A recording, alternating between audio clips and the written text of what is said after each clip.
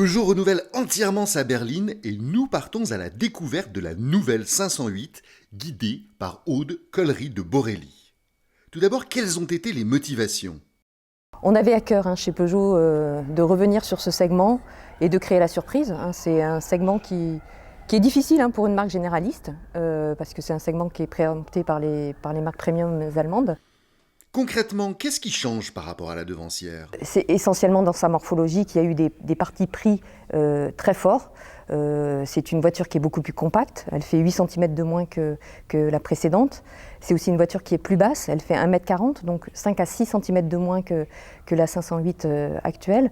Donc vraiment une morphologie d'une berline coupée, d'une berline fastback, qui l'inscrit vraiment dans cet univers de véhicule très dynamique.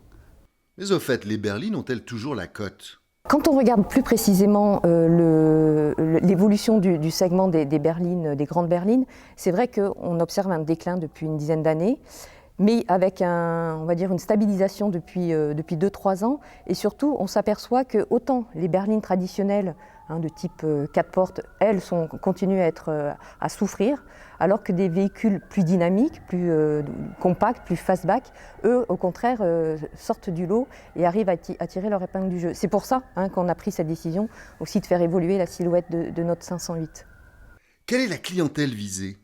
Une clientèle B2B, c'est vraiment un segment sur lequel le canal B2B représente la grande majorité des ventes, entre 60% et 80% selon le pays. Donc très clairement, un gros travail sur la qualité pour pouvoir séduire aussi cette clientèle qui a des attentes au plus haut niveau en termes de qualité. Quel est le positionnement stratégique et surtout, quelle est la concurrence ? En termes de valeur résiduelle, on ambitionne vraiment d'être au plus haut niveau pour pouvoir être compétitif en termes de loyer.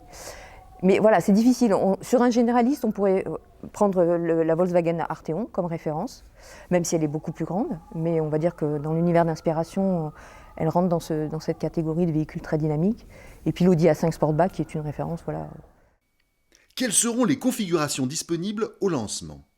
Alors on est donc sur un lancement en septembre.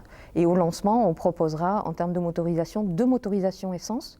Donc un PureTech 225 et un PureTech 180, sachant que la motorisation PureTech 225 sera vraiment exclusive à la finition GT, donc la finition la plus haut de gamme dans notre gamme. Et en diesel, nous proposons 3 motorisations de 130 à 180 chevaux associées à la boîte automatique EAT8, le Blue HDI 130 étant lui proposé avec la boîte manuelle. Compte tenu du look et des attentes que suscite la nouvelle 508, il est difficile de masquer son impatience d'en prendre le volant.